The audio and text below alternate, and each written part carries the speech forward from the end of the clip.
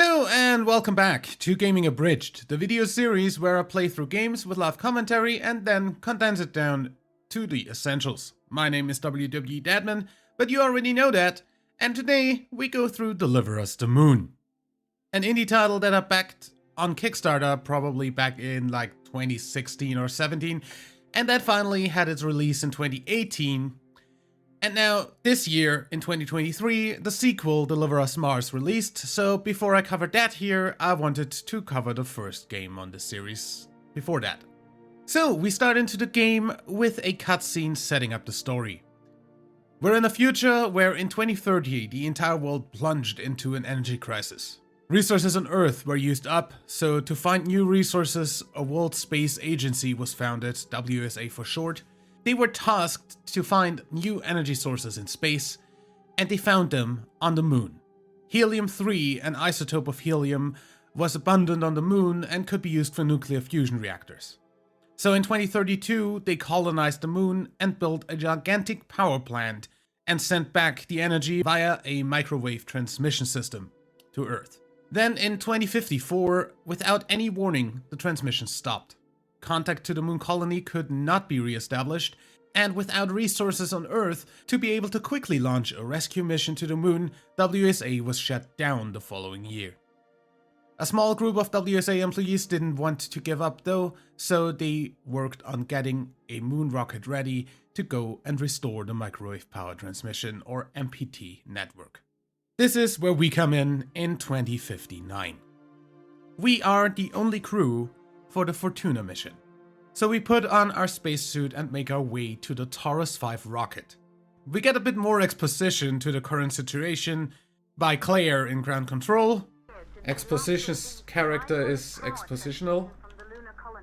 And we solve a few tutorial puzzles, so to say, to get the rocket primed for launch.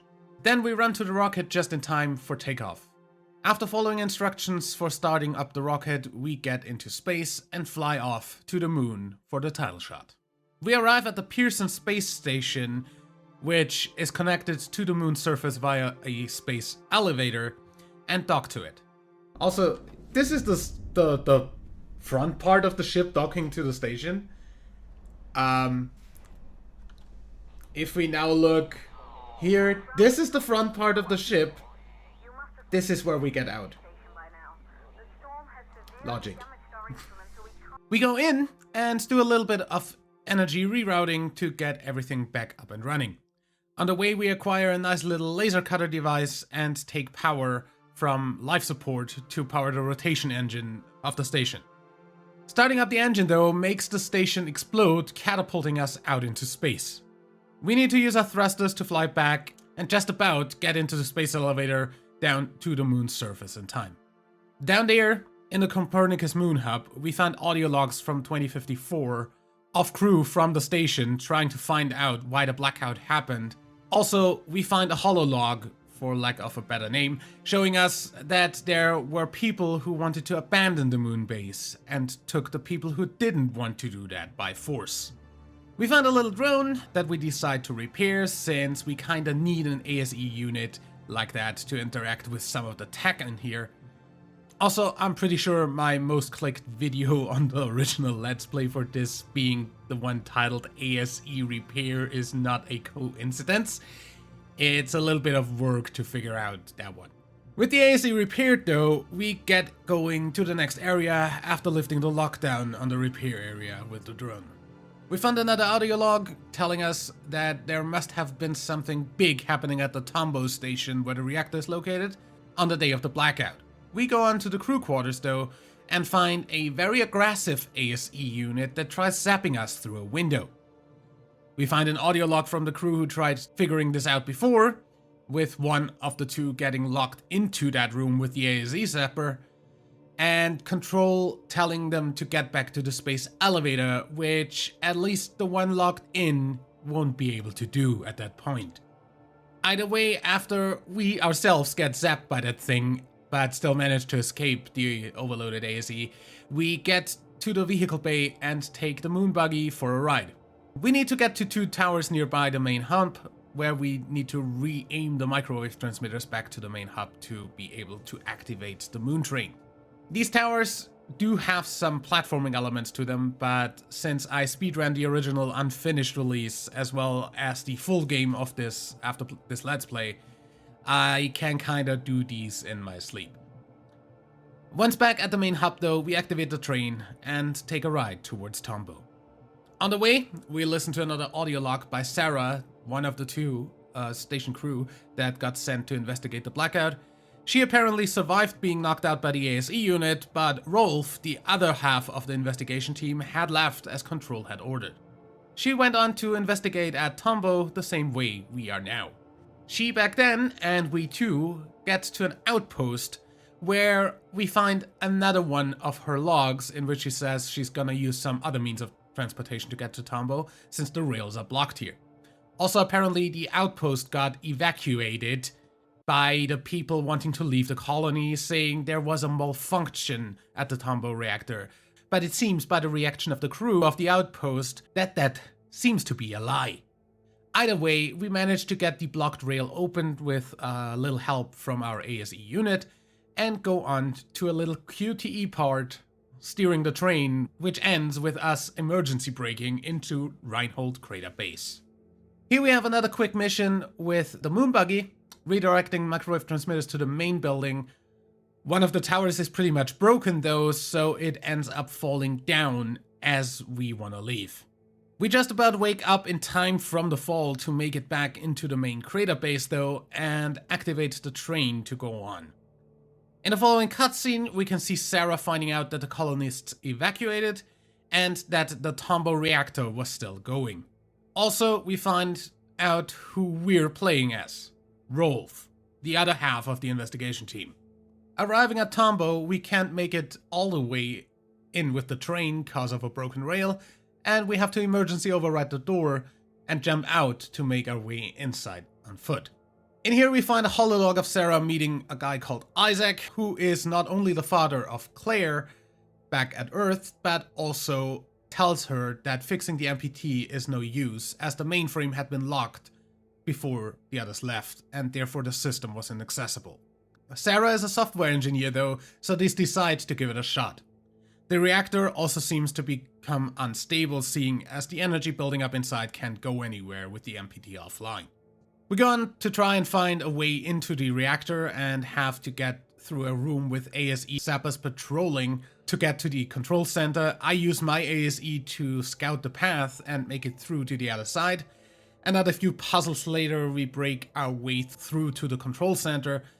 Another hololog tells us Sarah and Isaac managed to shut down the reactor and keep it from blowing up, putting the MPT transmitter out of alignment in the process.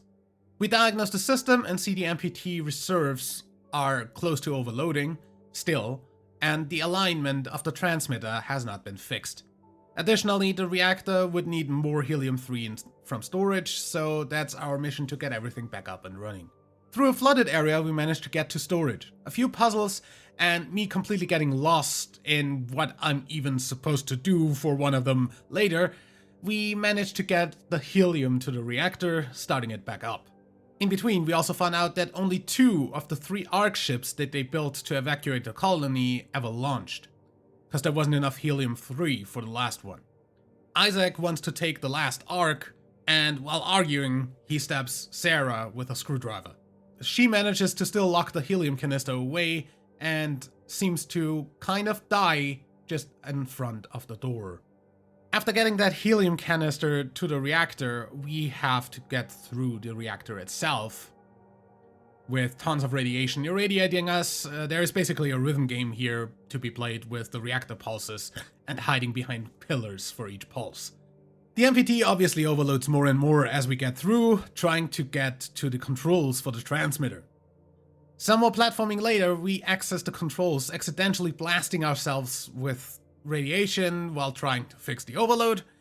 We then basically crawl up to the controls for the antenna and just about manage to align it with the main transmitter hub, with the game constantly fucking with the controls to simulate Rolf fainting. Eventually we do get that, even with the game literally not fully responding to me trying to steer against the constant auto-piloting, like this is legit the only part about the game that I would say is badly designed. Either way, we re-establish the MPT network with 10 seconds to spare, and find one last hololog of Isaac carrying Sarah through the halls here. We end the game at a cryopod with Sarah's name on it, stating that the vital signs are stable. Rolf slowly sinks down and presumably at least faints next to the pod. We don't get to know what else happens with these two before cutting to credits. After the credits though, we do get one little cutscene of somebody appearing at the door to that room, who apparently is Claire, who reports back that she found us. End of game. I gotta say, I really enjoyed the game. The puzzles were cool, the setting was great, the story was interesting, and apart from some performance issues at launch in the Tombough facility, and the controls on the realignment part being kinda a little bit screwed, the game played really well. There is a reason I actually went and held the speedrun world record for this for a while. I might even go back and reclaim that eventually. Anyway, this is it for this video. I hope to see you for the sequel soon. I just need to actually play through that first. Also, of course, we still have more stuff coming up in the series, like Stray, which I still need to finish, and many other games, like One Piece Odyssey, which I'm currently streaming over on Twitch. So go ahead and follow me over there if you want to see me play through that live. But for now, leave a like if you enjoyed, subscribe to never miss an upload. My name is WW Dadman, and I will see you next time on Gaming Abridged.